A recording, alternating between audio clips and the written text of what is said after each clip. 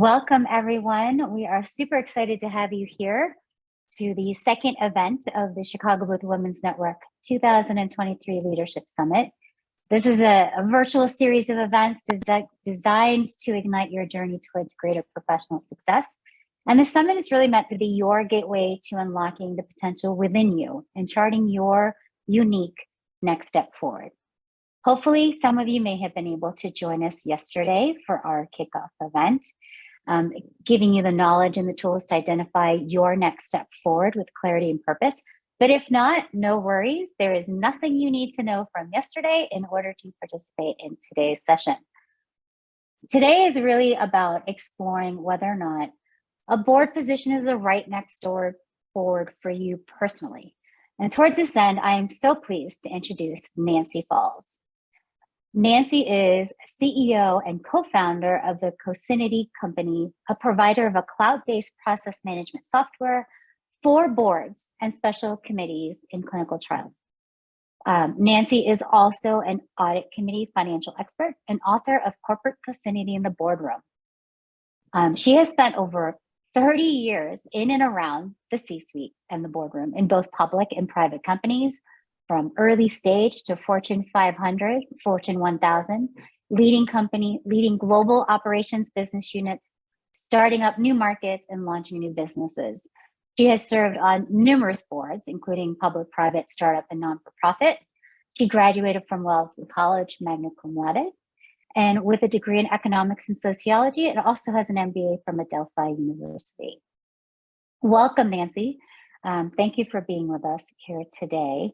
Before we get started, I thought it would be good for us to understand a little bit about who we have on the call with us here today. So this may help you, Nancy, get a sense of who your audience is. So we do have a poll question for you, just to get a sense of how far out or how long have you been working your professional career. So Michelle, if you're able to put the, oh, look at that, it popped up just perfectly. So how long have you been in the workplace? And just if you guys take a moment to answer just that first poll, that'll give us a sense of being able to do that. And I don't know if this is just me, but I'm not able to actually select an answer. Is anyone else having that issue? I can select an answer, but I think it's supposed to be more than 20 years, right? As opposed to more than 30 years. That's a yeah. Probably, yeah. Exactly. All right. So once we kind of have a quorum of that, let's take a look to see what it says. I myself I'm going to age myself here. I just celebrated my 25-year anniversary from Booth. So there's that.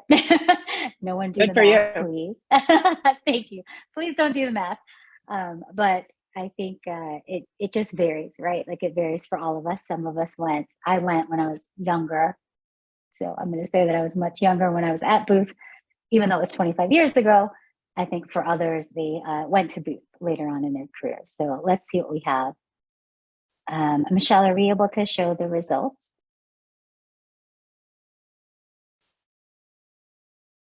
All right. Oh, fantastic. Look at that. So we have a few of us that are been in the workplace for just under 10 years, but the vast majority are between, it looks like 10 years plus. And then we have a few of us that are retired, which is wonderful to see as well. All right. So with that, Nancy, again, thank you for joining us. We are so excited to share your insights and your expertise and your personal experiences. Just so you all know, we are recording this session, so please do know that.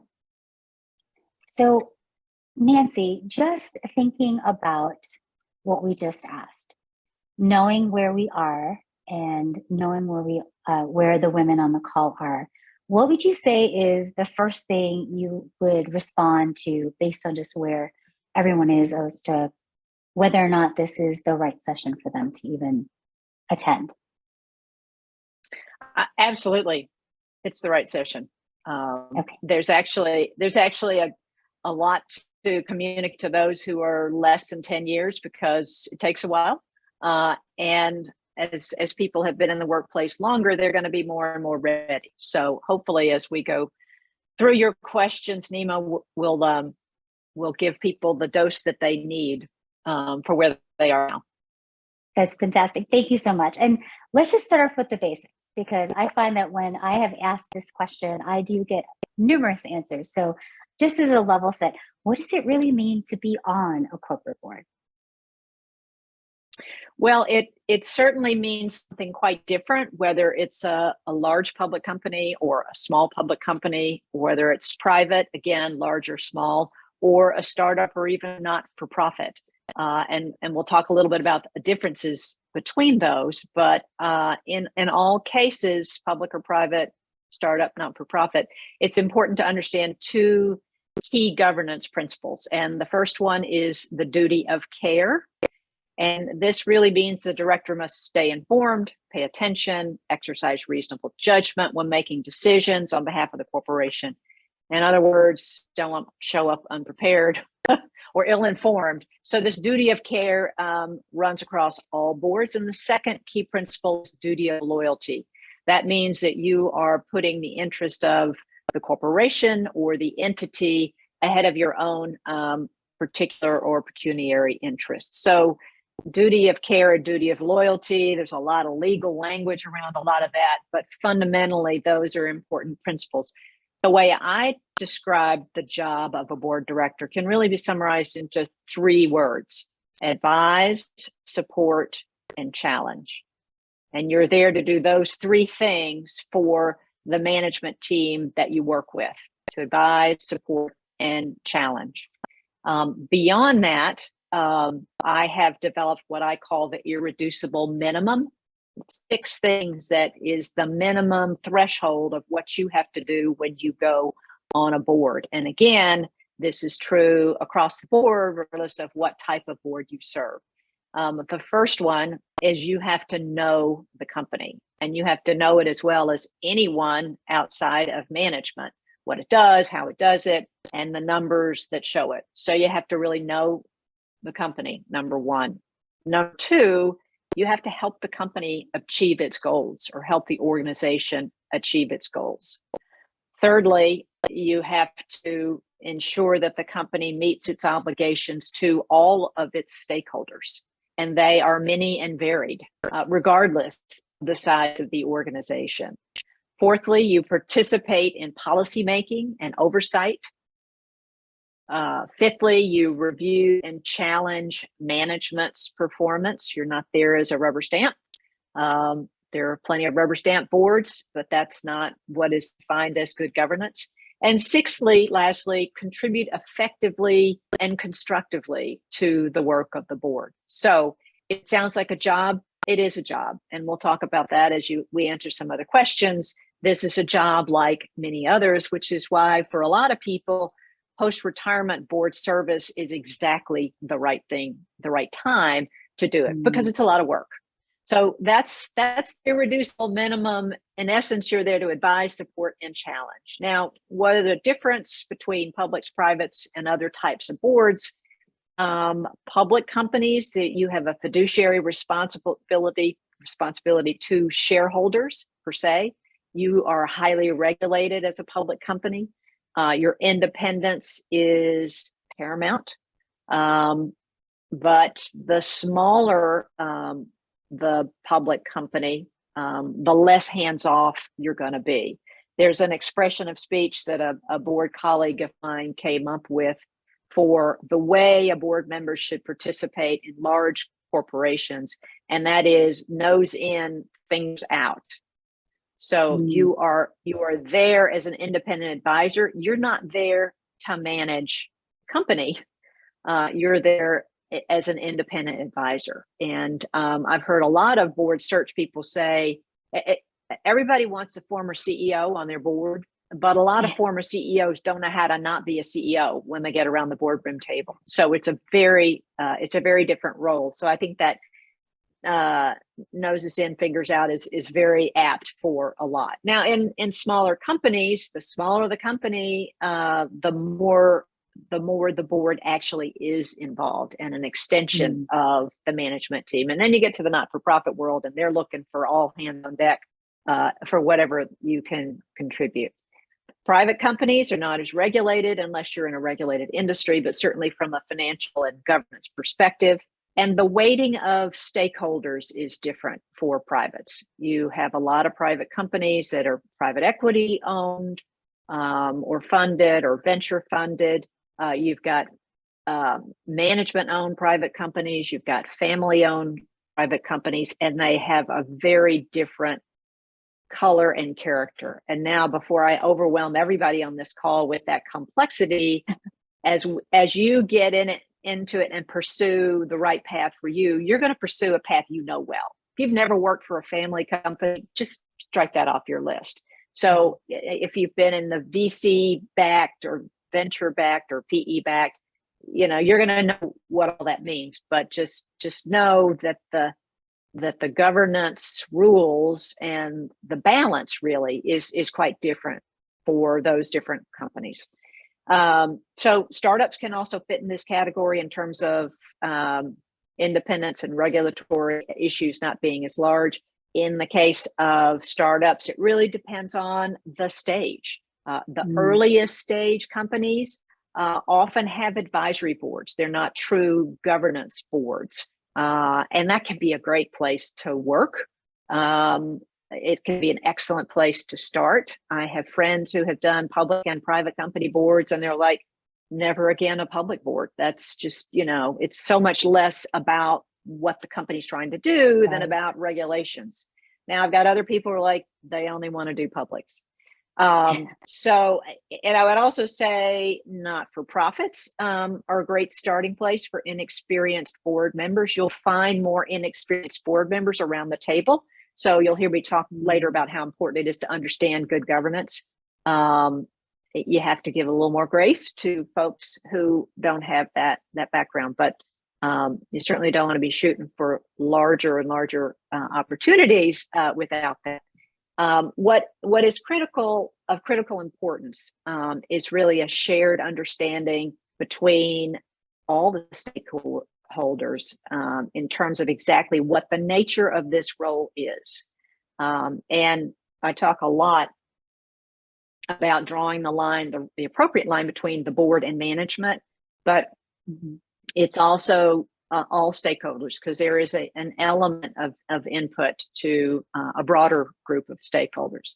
So I often say one of the top 10 governance mistakes that board members make is a failure to clarify roles and responsibilities. And so it is critically important that you, going into a board role, understand exactly what type of job this is going to be. Wow, that's a lot to think about. And it's interesting because I don't know that I've myself put myself through the thought process of, do I want to go to public versus private, large versus small? I mean, startups sound really fun, but do I have the traditional startup background? Probably not. So there's a lot for me to consider. I'd like to throw up another poll, if I may. It would be great to get a sense of, if you have been considering a board role, what kind of company would you like to serve on a board for? In that capacity? We've got a survey that speaks to public large, public small, private large, private small, and startup, or I don't know.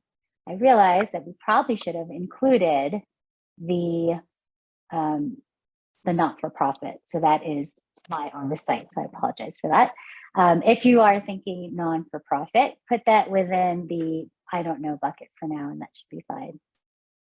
But it sounds like we have the answers to that one as well. So it sounds like a lot of us are looking, the majority of us are looking for private, small. I'm very curious to see how many people came to that conclusion hearing what you just said, because I found myself, as you were speaking, Nancy, trying to start to figure out, where would I want to go? And, private, not having to worry about stakeholders, and then small sounds kind of nice as well. So based on that, if you're looking at, are you guys able to see the results? I should probably show sharing. be able to see that. I think this is they're all scrolled. So here's where we landed. Based on that, how important is it to know what kind of company for which you would want to pursue a board position? How specific do you need to be? You need to be pretty specific. It'd be like saying, I want a job at your company, but I don't really know what I want to do. Or I really want to do this type of marketing and this kind of finance, but I don't know where. So it's very important. The poll is interesting to me, really, to see 43% private small. And as we get into the more open Q&A, we'll probably hear more, Nima, about that. But those can be great companies where you're going to be more hands-on.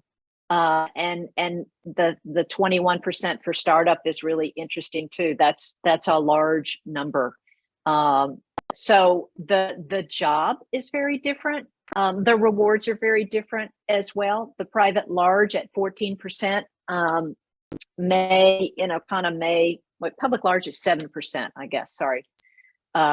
That's a small universe. So that's probably a good number. I see private large at 14, private small at 43%. So it's important to know, what the target is. And if you're not right about that, if you're early in this game and you're sort of down this, I really want to do a private small, and you get there and you're like, oh my gosh, not really, you can pivot, because you're going to learn so much as you go through your journey toward the right board role or roles for you. So you do need to be specific. And as I said before, you're going to really find out where that line is in the sand. If you really want to be much more hands-off, that about yourself, the larger organization, the more public is the right place for you. And I think with the not-for-profit world, I'll just sort of say there's a type of not-for-profit board that I call like the super boards, and they are the bigger the better. And I've been on some, and it's important to know that there's an inverse relationship between the size of a not-for-profit board and the power of a not-for-profit board. The larger it is, the more managers really going to be running the show. Because if you get one of these super boards at 36 or 70, I've seen some of these, they're basically big fundraising plays, if you will. And so if you find that you take seriously that role of independent governance and challenging management, a big board is probably not where you're going to get that.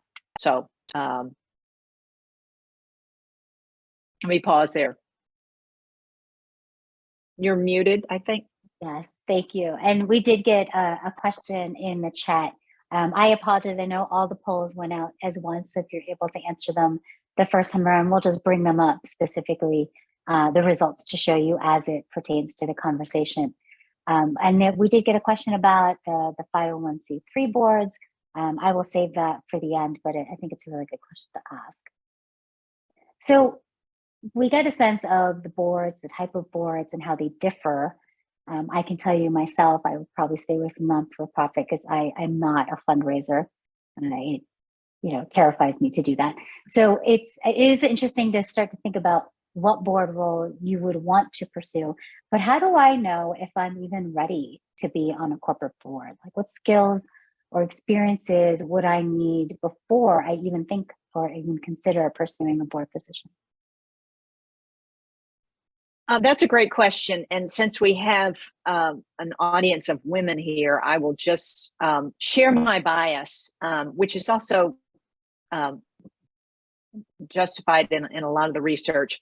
Most women think they're not ready, and they think they need to take more courses or need to do whatever. If you take a male and a female side by side, and the woman is way overqualified, and the guy is just like, maybe he'll be thinking about a board in the next 5 years. He's ready to go. So my advice to folks is to check your bias about your own readiness at the door, because you're probably more ready than you think that you are. But because governance is so near and dear to my heart, I would say, and this sounds basic, but it's of critical importance to have a good level of governance understanding of governance best practices. So you really need to know about governance. There are a lot of great books out there. Some have been written by friends of mine, and I can recommend them. There's a very short one by Lynn Shapiro Snyder, who is with Epstein, Becker, and Green in DC. It's just a little booklet on the basics of governance, which is terrific. And there's another one written by another buddy of mine that's very long, but you need to understand governance. If you have worked in or around the kinds of boards that you seek to serve, you'll have the beginning of an idea. If not, you really need to do your homework and get up to speed. But you really need to read, and you need to join some governance type organizations, because that's just so fundamental. In terms of readiness, that's sort of an important line for me. But beyond that, the best way to sort of test whether or not you're ready is examine some boards and their directors. Let's just say my industry is healthcare. Look at some healthcare company boards across public and private and startup. What do they have? Go to LinkedIn, look at the company, and you can read so much about any company so easily now. So what's this company doing? What stage are they? And then see who's on the board and their background. And do you look at them and say, oh my gosh, in 10 years, I would dream to have that background? Or you go, I got that. I've done that. So I think that's a great metric to sort of test yourself against that. But again, I think it's all about confidence. Very much like seeking jobs, or if you're not seeking jobs, you're seeking assignments and contracts. You guys all know, everyone on this call knows, it's about confidence. It's interesting you say that, because we did have part of our leadership summit last year, an author that came to one of our events and talked about the new way of leadership being the path of coaching. But in her research, she found, similar to what you're saying, is that if there is a job description, women who don't meet 100% of it will say, that's not for me. I'm not what they're looking for. Where their male counterparts, they can have even as the top of it is 60%, and they think that's for me. That's the one for me. So I think you're right. I think we tend to be our own worst critics, and I love the very tangible action of being able to go out and look at the boards, the types of boards you might be interested in, and then going on LinkedIn and finding out, well, what kind of experience did they have? Am I kind of in that same space? Being able to help boost our confidence to say either yes, you are, or no, but I know I'm going to be there in a couple of years. So I love that. Thank you for that. Thinking about the boards themselves, are there specific functions like general management or finance that boards tend to pull from? Yes, there are. There are the favorites, and you asked later about the C-suite, so I'll hold that. But it does depend on the company. C-suite is really good, and finance is generally good. We'll talk later about hot issues for boards now. The hot issues, and someone who has experience in that, let's just say cyber. Let's just say in the current environment, global supply chain, because we know now post-COVID how important that is. So you might have someone who's been a logistics person toiling somewhere in the organization thinking, what do I have to add? Well, COVID hits, like, well, you are the star of the hour because you know all about global sourcing, right? So it changes, but there are some fundamental ones that technology and finance.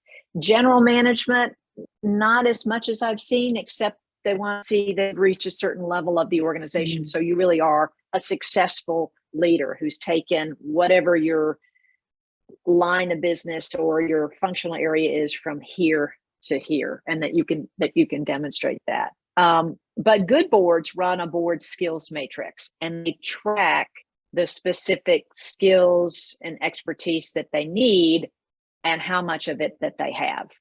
But it really depends as well of where a company is in its stage of development. So is this a growth story?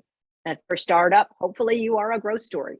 If this is a mature industry, are you a turnaround? So a lot of us have those sorts of things in our background. You know, a turnaround story is very different from a growth story.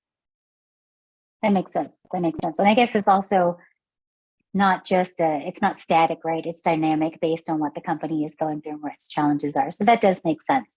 So I guess the research, doing good research is obviously very critical. But let's take a look at just our poll again. Michelle, if we're able to put that back up, it would be interesting to see where we all are in our professional journeys. So if I scroll up to that, it looks like we have about 30% of us in the C-suite, which is amazing. 36% in the mid-level management range. Entrepreneurs, we always have a lot, we are booth. Consultants and other. So based on that, which I think is a really interesting makeup, the obvious question for me is, do you need to be in the C-suite?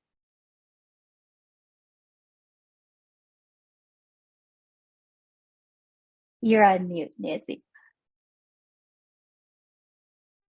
Pool is jumping around, getting in the way of my mute button. So apologies. This is a very interesting survey, and you women absolutely need to be in this seminar, and you're readier probably than you think.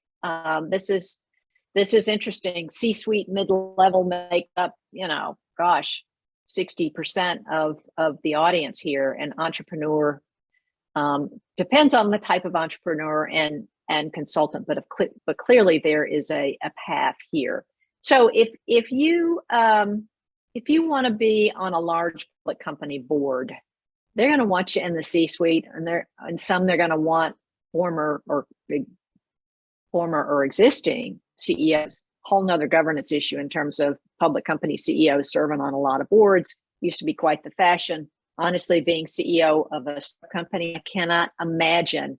I mean, my team should mute me if I go on a board that's that demanding, because these are big jobs. These are real jobs in the boardroom. But so I would say for large publics, yes, unless you have a niche consulting expertise or experience. And if you give if you really examine yourself a little bit, or your industry a little bit, or maybe your functional expertise, you'll have a greater sense of what I mean by that. So I'm thinking of one board that's in the energy space, and one of their directors is a consultant, and she just has a particular expertise in this one may have been oil and gas, and just is very well known, and has established a name for herself as a consultant in this industry. That is 100% a proxy for being in the C-suite of another company, and as far as I have seen.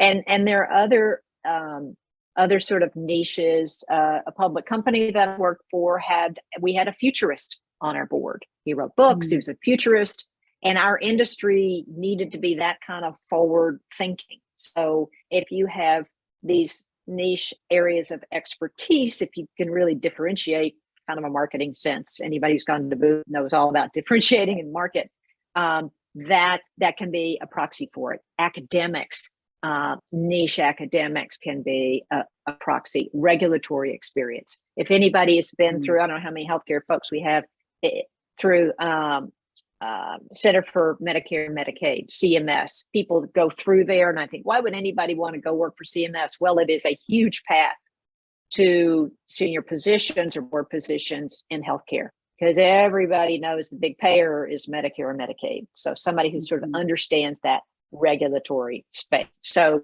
C-suite, it's obviously great, but these niches, whether it's academics or regulatory or futurist, ethicist, even. So those things. But again, you have to be a real leader, and you have to have reputation.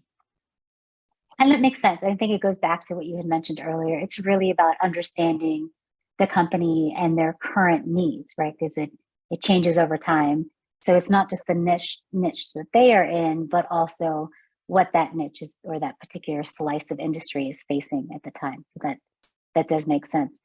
Michelle, last time I asked you to do this, if you can throw up the results of the slide again. I just want to get a sense of where we all are in our journey towards being on a board. So we've got a number of us, which is interesting, on boards already, but want a different kind. Ready now, but no board roles yet. And I hope to be on a board and have a role in the next 2 years. And then some of us are not there yet, and that makes sense. It's a good thing to know now. And here, I think it's great to have Nancy's advice and counsel, early on.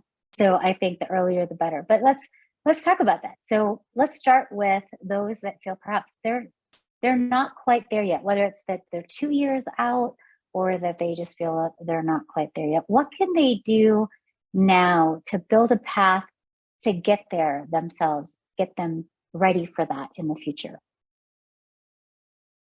Well, you need a plan.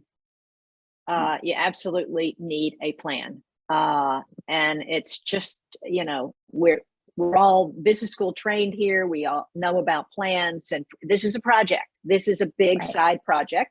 You got to have time to do it. Or you have to have enough of a time frame that you can do it a little bit at a time. But think about it like any job. You remember the old, where do you want to be in 5 years interview question? So it's like, if I want to do this in this period of time, what is that target? So where do you want to be when, and what do you have to be there? And then it's a gap analysis, right? We all know about gap analysis. So I think it's helpful to think about pieces of a plan, and I can give you 5 here. I love numbers, counting here. Occupational hazard. So the first element of the plan is you. So who are you? Where are you now? What's your expertise? What are your experiences? What are your background? And what do you need to serve on the kind of board that you want to serve on? And then go get it. All the women on this call can go get it. Become an expert. Figure out how to differentiate, because that's just like any job seeking. So it's really, there's a lot of, if you've been on a board, or if you haven't been on a board, but even if you've been on a board, do you really know yourself well enough? Because that's a piece of this Venn diagram that we're drawing, right? And as you think about yourself, it's your expertise, it's your professional expertise, it's your leadership expertise, it's your experiences, and your background as well. So we'll talk a little bit eventually about diversity. Everybody on this call is a woman.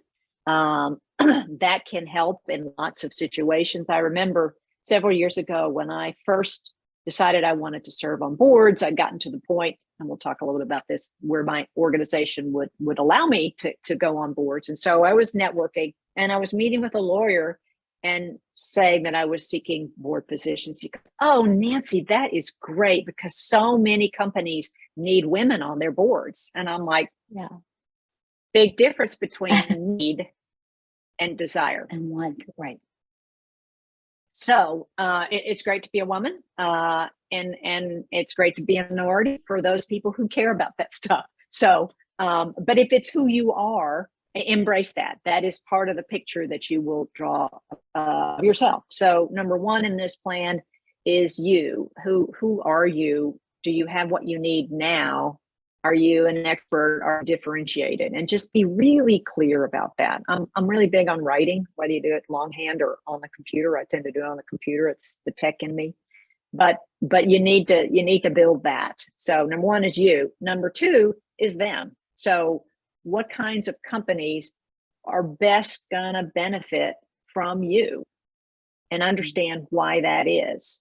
So find those companies, research the heck out of those companies and their boards, And then you're making this match. So this is, one of the circles in my Venn diagram. This is me, and this is them. How big is that overlap? The bigger the overlap, the easier it is to, go in confidence and say, you'd be a loser if you didn't bring me on your board, or, whatever. So a lot of homework about ourselves, and perhaps some prep if you're one of those who's not quite ready or need more time or want more time. And it's real research. And there's never a better time to do research, because there's so much that's available in terms of know yourself and then research them. And the third thing here is really learn. And I talked about this, become a governance expert. It's just so important. And that doesn't mean you need to know Robert's Rules of Order, because even heard of that, they don't get used a lot anymore. I'd like to acknowledge the chair's, right-hand person. It doesn't work that way that I've seen in a lot of places. Some old school not-for-profits, yes, where somebody memorized that in their youth. But governance is so important if you really want to be effective. So learn. So third thing, learn. And you become an expert by reading, by joining, being social, physically social or online social. The fourth thing, perfect for booth alums, is market yourself. And market, marketing is number one about content. So you got to produce your content, and then you got to distribute your content. So we'll talk a little bit later, I think, about what that content is, but this is a marketing job here.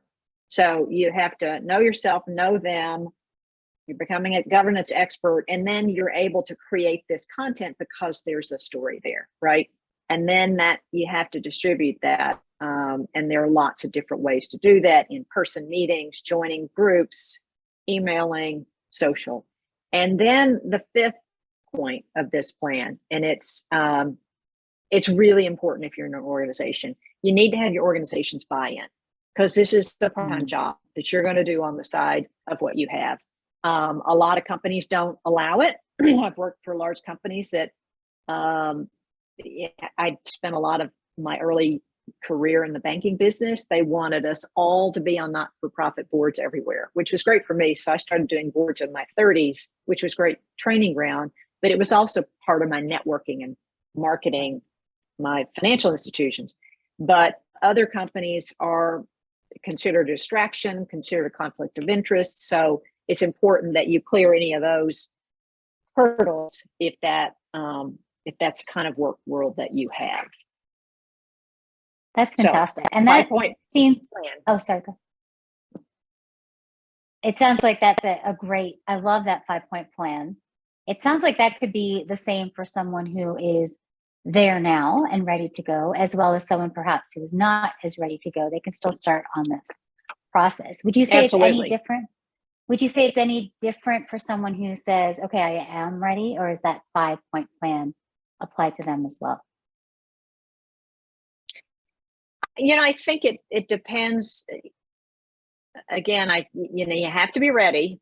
You probably feel less ready, but even if you feel ready, you need to go through this. I think those first two, them and you, to build this market. Now, if you've already built your marketing and been working it for a long time and it's not being successful, you might want to go back up and say, have I really differentiated myself so that I can market myself well? Have I really chosen the right type of companies and organizations? Have I done the right targets?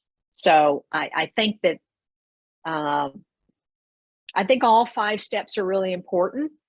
Mm-hmm. The extent to which you spend more or less time on different steps may determine where you are and how ready you feel.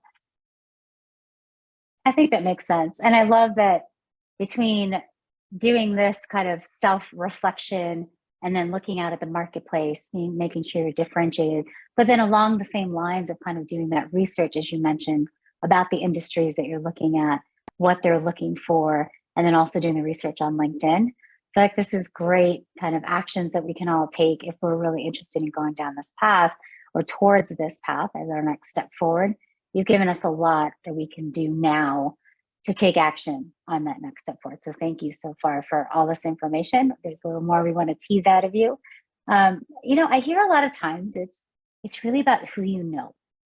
How would I break into that kind of inner circle and make myself more visible as a potential candidate for a board? It absolutely is about who you know. It is all about who you know, and you might know them now. And again, as you think about marketing and distributing, you're going to sort of know your network, and who's in it, and if there are people who are gatekeepers or people who know people are gatekeepers. So you need to start building relationships like yesterday, because they're that important. I think in terms of finding those people, I think there are more organizations all the time that are in this space. Everybody wants to have access to the board because they think they can sell, it's sort of a marketing. If I know the board, then my company can get in and sell something. So it's a very attractive demographic. So there are lots of organizations around there. I would encourage you to sample them. I have interacted with a lot of them. I've been active in the National Association of Corporate Directors, which is a very large organization and very broad. There's another organization called, two other organizations, since I've got public company background as well, Women Corporate Directors, which is a global organization, and you have to be on a large private or a public company to be a member of that, but it's great.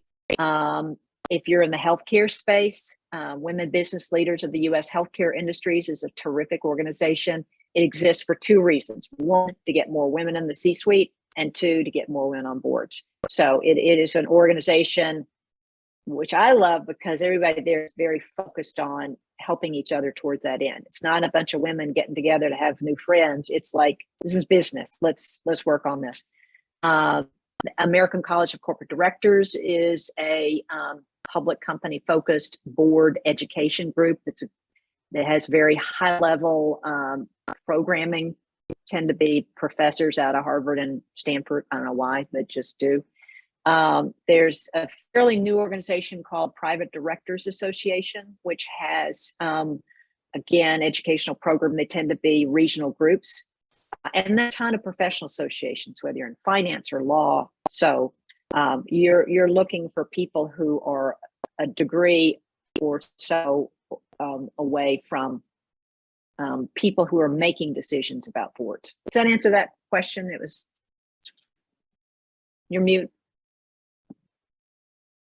It does. So I think it makes sense. It's like, once you kind of start to target your list of companies that you might want to pursue, you can see how far away you are from the decision makers or the gatekeepers. And the idea is like, what can you do to close that gap? How can you make it so there's less degrees of, being removed from those particular decision makers? And that's a good way to think about it, because especially with the tools that we have today between LinkedIn and these groups, there's always ways to build these relationships with people that you don't necessarily come across in a physical or in-person capacity, like there never has been before. So that's been great. So I'm going to have one last question, if I may, before we open it up for Q&A. This has really been extremely helpful, but can you talk a little bit about the latest trends around corporate boards? What has changed? What's remained the same? And really just what's a good way to stay current in a pursuit towards a corporate board today? Sure. And there's never been an easier time to do that because, like I said, everybody's marketing to boards, everybody's producing content. This is probably a heavy marketing group on this. Marketing is changing so fast and it is so hard these days. So getting share of mind has never been harder. So there's a lot of great content out there. A lot of board governance types of magazines. There's one, it's actually a UK based, I'm blanking on it because I have written for them twice and it escapes me at the moment. It's a UK based governance magazine, but they're talking about these issues. This is content for board directors, and you can tap into in any of these. So in terms of the issues, some sort of stay the same, and as we talked about before, some are trendy. The big accounting firms, the big consulting firms produce a great deal of content in terms of hot topics. I'm always getting, just pick one of the big accounting firms. They've got a list on board priorities for 2016, 2042, whatever. So the one that I just pulled quickly, I think it was Deloitte, but don't shoot me if it's not, the board top 5 board priorities for 2023, economic conditions. What's going on with this economy? Yikes. That impacts everything we do around the boardroom table. Secondly, capital strategy. Well, look at the financial markets. It's huge right now. 3, innovation, because things are changing so fast. And 4, talent agenda. We have a terrible, it's a very tight talent time. And 5thly, cybersecurity and data privacy. So it should surprise no one on this call that those are big issues right now. So you get on the boardroom table, that's what you're going to be working on. So read these polls, read these surveys, subscribe. BCG and McKinsey both have great content. You'll definitely want to send it to your read later inbox because it comes every minute. But it's good content. So those are the top 5. Another 5 important ones: regulatory, supply chain, as I mentioned, climate change and environmental is big. Geopolitical is huge. We got a war brewing that could be bigger. Climate change and environmental stewardship. This, which I mentioned already, but these are the ones that these are hard questions, and that's what board governance and board service is all about: dealing with the hard questions that management needs help on. And they're so busy running the company, this is not what they spend their whole days doing. So it can be very gratifying work. It's complex, it's dynamic, and but these are some of the big trends and the big issues. Probably the same ones that we're all facing with in our work lives. That's a fair statement. Thank you so much, Nancy. This is so helpful. It is nice to have a very honest, down-to-earth conversation, and a very tangible, right? It's not only was it insightful and provided a lot of guidance, but I love that you gave us very specific actions we can take towards this next step forward if it's right for us, regardless if it's right for us now or into the future. So I do appreciate that. So based on where you are in your journey, what questions do you have for Nancy? If you put them in the chat, and if you just let me know if you want them anonymous, just put anonymous and I will do it that way. But we do have a couple of questions that have already come in. So I'm going to start with those and then move forward. One of the questions about non-for-profit: aren't most of the 501c3 boards looking for a financial contributor to participate? Yes. That's a quick and dirty answer, but that there you have it. So we've got that one. Do we need a governance specific CV? We have 2 questions about that, actually. One is, do we need one specific towards becoming a board member? And if so, are there templates or things that we should be following towards that end? Absolutely. It is not a resume for jobs. A board profile is a very different creature. And you should think about having a short form and a long form. You should think about having a short 1-pager. And then if you feel the need, if you get into the process, I think sometimes it's easier to start with a long form, and it's very hard to squeeze it into one. But the process of creating both is really important. If you have any friends who are on boards now, get a copy of their board profile. I would recommend that. You can Google board profile and you'll find something. But for me, getting from people who have been through it, who've been through a search process, what's different about a board profile. Certainly the one pager, your picture's going to be on it, which would be super weird on a resume. Well, I guess it depends on your industry. But it is about, we talked more about the Venn diagram. This is me, this is you, this is where you're going. Where's the intersection of those things? That should come screaming out of this. And it should say, I'm a turnaround expert, and you better turn around and look at what I've done. So you're doing is connecting the dots for people. You can't don't make them think hard, don't make them work for it. It should be very clear that there's a fit between who you are, what you've done, and who we are and what we need to do. So that's really important, and it'll take dozens of iterations or versions to get it right. So it's a lot of work, but it's important work. That's your main marketing piece. And so someone did ask a question. Do you have your board profile anywhere online where someone could look at it to get a sense of what that might look like? Or are you willing to share it? No pressure. I have my board profile online with organizations that I'm a member of. Right. And I could probably share it on a one-on-one basis if somebody wanted to go through Booth and ask me. But I honestly think you'd be better served by finding somebody because it'll make sense to you. And I would also say I don't just have one. Yeah, so I can if imagine.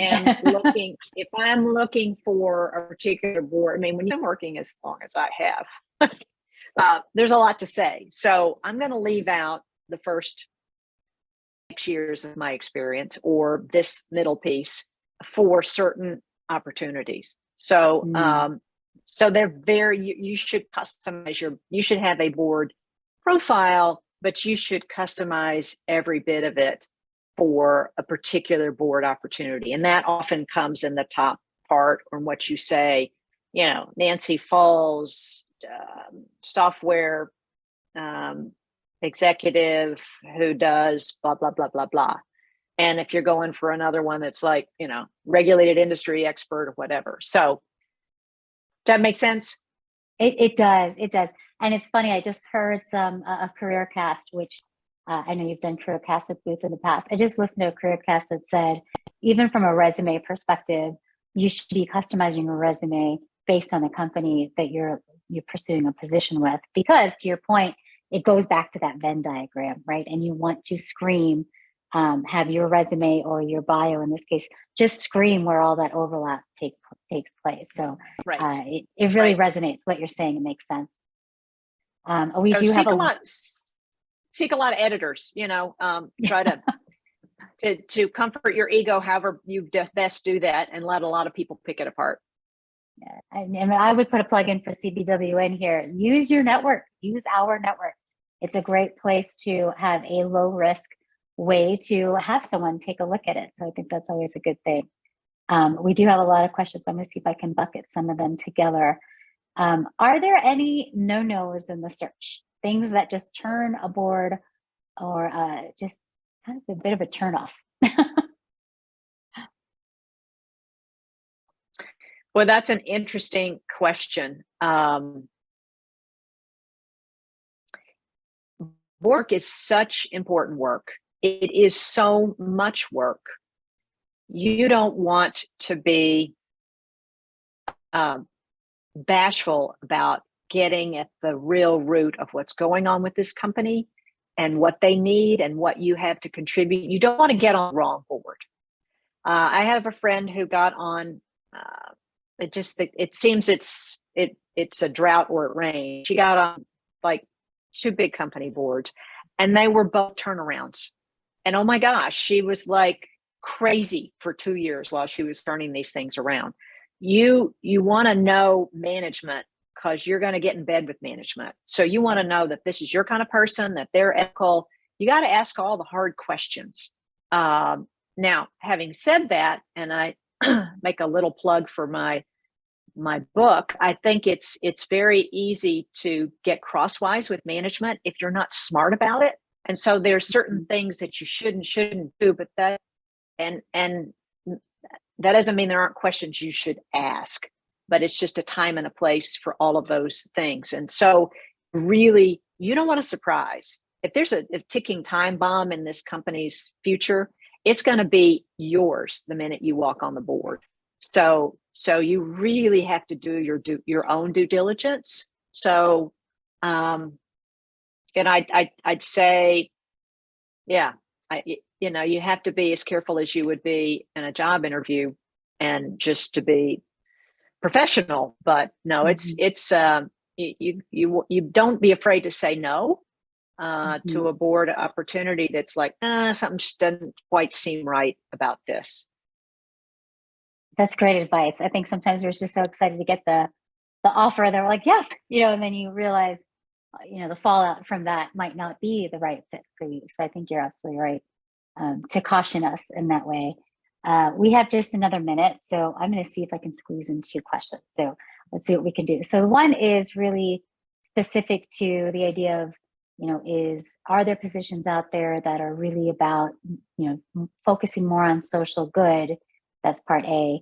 The second part of it is, if you have done that kind of atypical career, the startups, private companies, and you don't have those big brands behind your experience or your bio to really kind of resonate and be out there, what can you do to overcome that? So I guess the first part is really about, is social good one of those new areas that boards are looking for? And we can keep that one nice and short. But the other one is really about, what if you just don't have that kind of typical, the brand names that they would recognize in order to bring some credibility to your experience? Sure. Let me see if I can tie those 2 questions in an answer. I think, just like America, corporate boards are very polarized. You've got people who care passionately about ESG, and the others, it's just like, again, like American politics, it's like, that's a bunch of bunk. All that matters is the bottom line. So if you care about social issues, there are going to be some companies that'll say, so what? And there are going to be some companies that are like, yeah, we're about that too. And if it's a public company, all that stuff, ESG reports have gotten to be longer and longer and longer. So that's going to be out there. So even for small companies, they've got to say something about ESG. It's either going to be there and be authentic, or it's not.